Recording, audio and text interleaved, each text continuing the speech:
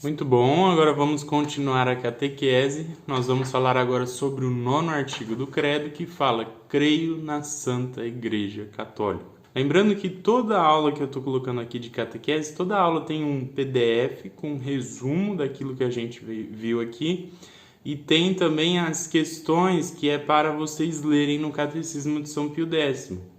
Então, vocês assistam esse vídeo, peguem um PDF, e aí vocês vão ver também ali quais que são as questões que vocês devem ler em casa, que estão no Catecismo de São Pio X, entendeu?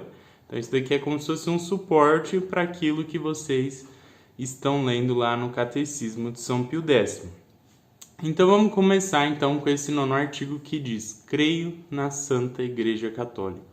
Então a primeira pergunta que fica é: o que é a Igreja? A igreja é essa sociedade, composta por todos os fiéis que foram batizados. Todo mundo que foi batizado pertence à igreja, com exceção daqueles que foram excomungados. Inclusive aqueles que estão em estado de pecado mortal, eles também pertencem à igreja, mas pertencem como se fossem membros mortos. Vamos dizer assim, é como se você tivesse um dedo necrosado na sua mão, Ele está ali, mas está morto. Então é mais ou menos isso. Quem está em pecado mortal é um membro da igreja, mas não está vivo, como o corpo todo. E a igreja é o corpo de nosso Senhor Jesus Cristo, o corpo místico de nosso Senhor Jesus Cristo. Então Jesus Cristo é a cabeça da igreja e todos nós somos os membros desse corpo de Cristo. E é por isso que, por exemplo, quando São Paulo estava perseguindo os cristãos, Nosso Senhor derruba ele do cavalo e diz: Saulo, Saulo, por que me persegues? E Saulo não estava perseguindo propriamente Cristo, porque Cristo já tinha ressuscitado e estava no céu. Saulo estava perseguindo os cristãos. E Cristo diz: por que me persegues? Por quê? Porque os cristãos são o corpo místico de Nosso Senhor Jesus Cristo. Então isso que é a igreja. E temos que lembrar que a igreja ela é visível. Por quê? Porque como nós vimos na aula sobre o homem ele é um composto de corpo e alma. E o nosso corpo é visível. E se a igreja é essa comunhão de todos os fiéis batizados, então evidentemente que a igreja também é visível. Então tem a alma da igreja, que é o Espírito Santo, que é quem santifica a igreja. Por isso que na aula anterior nós falamos sobre o Espírito Santo, o Espírito Santo que vai santificar a igreja, e todos nós somos membros desse corpo místico de nosso Senhor Jesus Cristo. E o que é preciso para ser membro da igreja? A primeira coisa que você precisa é ser batizado. Então quem não é batizado não pertence à igreja. O batismo é aquele sacramento que vai nos dar o estado de graça, vai nos dar a vida sobrenatural, vai nos tornar filhos de Deus e vai nos inserir nesse corpo místico de Cristo que é a igreja. Então a primeira coisa tem que ser batizado. Além disso, você tem que professar a mesma fé que a igreja professa. Você deve seguir os mandamentos da lei de Deus. E você deve buscar se manter em estado de graça para ir crescendo essa caridade, para um dia nós estarmos definitivamente na igreja triunfante, que é a igreja do céu. Então tem a igreja desse mundo, que é a igreja militante, a igreja do purgatório, que é a igreja padecente, e a igreja que já está no céu, que é a igreja triunfante. Mas embora a gente diga 3 igrejas, na verdade é uma igreja só. Todos os fiéis que estão nesse mundo, com o purgatório, com o céu, eles estão unidos. Por isso que nós vamos ver depois a questão da comunhão dos santos, tá bom? E nosso Senhor Jesus Cristo, nós temos que deixar bem claro que foi Ele quem fundou a igreja. Quando Ele escolheu o apóstolo Pedro como primeiro papa. Então Pedro, ele não chamava Pedro, ele chamava Simão. Então, Simão foi escolhido por Nosso Senhor para ser a pedra da igreja. Por isso que ele mudou o nome de Simão para Pedro. Pedro significa isso, pedra. Então, Nosso Senhor Jesus Cristo, ele chegou até Simão e disse: Simão, tu és Pedro, e sobre esta pedra edificarei a minha igreja. E as portas do inferno não prevalecerão contra ela. Eu te darei as chaves do reino dos céus. Tudo que tu ligares na terra será ligado no céu. Tudo que tu desligares na terra será desligado no céu. Então, nesse momento, Nosso Senhor coloca Pedro como a pedra da igreja que ele estava fundando. Então, Nosso Senhor ele funda a Igreja Católica exatamente nesse momento, e já ali ele escolhe o primeiro Papa, que é Pedro. Depois de Pedro vai vir Lino, depois eu não sei a lista, mas é uma lista longa, né? Depois você pode pesquisar aí a lista de todos os papas, desde Pedro até o Papa atual, que é o Papa Francisco, e você vai ver que segue uma sucessão, né? A igreja, e vai seguir essa sucessão até o fim dos tempos.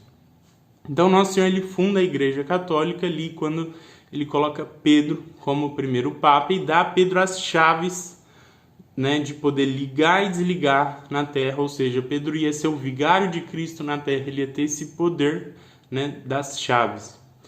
E a Igreja de Nosso Senhor Jesus Cristo, até o ano 1000, era uma só, e ainda é. A Igreja de Cristo é uma só, a Igreja Católica.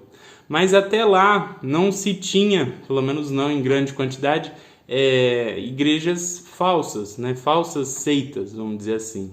Até que no ano 1000, né, surgiu a primeira falsa igreja, que foi a Igreja Ortodoxa, que embora eles mantivessem os principais dogmas de fé, eles rejeitaram o dogma da infabilidade papal. Então eles rejeitaram a autoridade do Papa e criaram um cisma.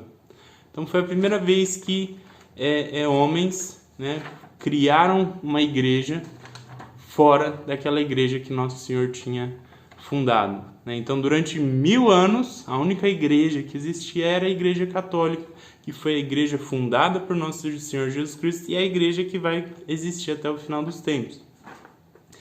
Então no ano 1000 surgem os ortodoxos, eles criam a igreja deles, né, uma igreja criada por homens, né, uma igreja cismática, porém eles têm a sucessão apostólica.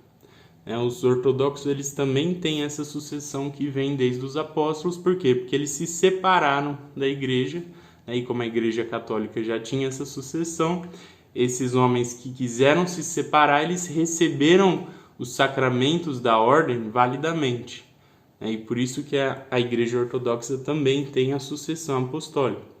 Aí depois de mais ou menos 500 anos depois disso, né, então de Cristo, depois 1500 anos, vai surgir um homem chamado Martinho Lutero, e que ele vai criar uma revolução, né, uma revolução em que ele vai introduzir vários erros, né, um dos principais é o princípio da sola escritura, em que ele vai dizer que cada um pode interpretar a Bíblia, né, que o Espírito Santo vai iluminar a todos. E com isso, obviamente, o que acontece? Surge uma explosão de igrejas falsas, né? Então, surgem muitas igrejas falsas, né? E aí, o que acontece? Essas falsas igrejas, elas vão se aumentando conforme vão passando os anos. E hoje, né, a gente pode se perguntar, poxa, com tantas falsas igrejas, como que a gente faz para poder identificar aquela que é verdadeira, aquela que realmente foi fundada por Nosso Senhor Jesus Cristo? A igreja verdadeira, aquela que foi fundada por Jesus Cristo, que colocou Pedro como o primeiro Papa, ela tem 4 atributos. Se não tiver um desses 4 atributos, ela não é a igreja verdadeira. O primeiro atributo é que a igreja verdadeira ela é una, ou seja, ela é única. Ela não é dividida em várias...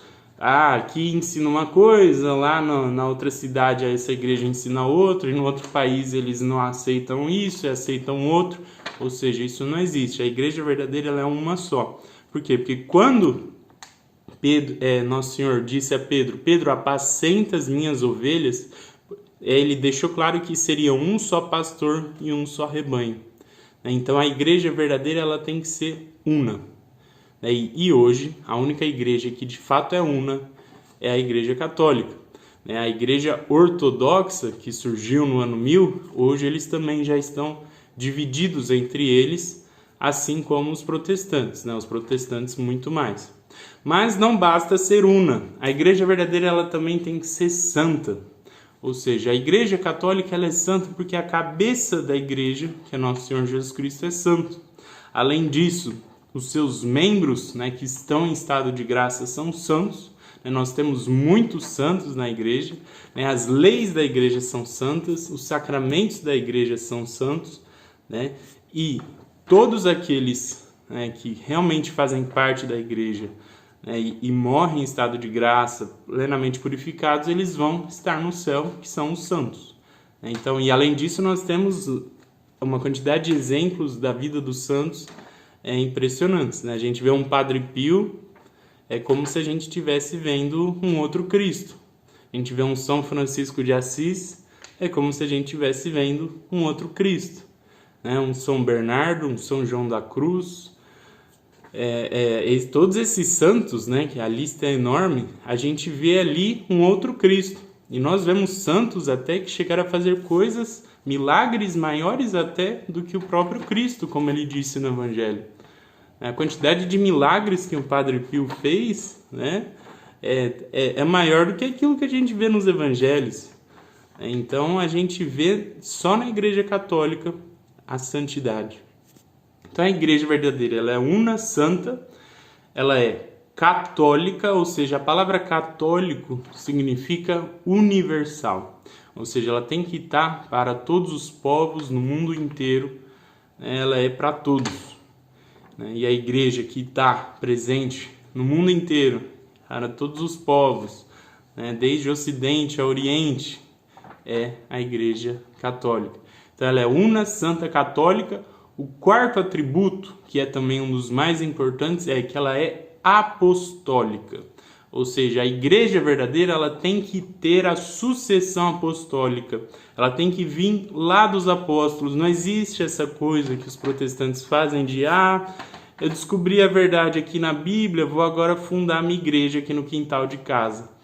Não pode fazer isso. Por quê? Porque você não tem a sucessão apostólica. Só a igreja tem a Igreja Católica tem a sucessão apostólica. Então, se você for voltando de papa em papa, Papa Francisco, Bento XVI, João Paulo II, se você for voltando na lista toda, você vai chegar lá em Pedro. Se você pegar os bispos de hoje e for voltando a lista de bispo em bispo, você vai chegar nos 12 apóstolos, né? E a única igreja que tem essas 4 características, que é una, santa, católica, apostólica, é a Igreja Una, Santa, Católica, Apostólica, Romana. E por que romana? Romana, porque é a igreja que tem, além de ter esses 4 atributos, foi ali que o apóstolo Pedro, que é o primeiro papa, foi governar a igreja. Então, tanto Pedro como Paulo, eles foram para a igreja de Roma para governar a igreja toda. Então, como o primeiro dos apóstolos, como diz o próprio Evangelho, Pedro, o primeiro, governou a igreja a partir de Roma, então ela é identificada como igreja romana. Então, por isso que a igreja verdadeira, a única, é una, santa, católica, apostólica, romana. E como Nosso Senhor disse, as portas do inferno jamais prevalecerão contra ela. Tá bom? Então eu vou deixar aqui o PDF para vocês lerem. E eu peço que vocês em casa leiam no Catecismo de São Pio X as questões de 142 a 213, tá bom? Então um abraço a todos, fiquem com Deus.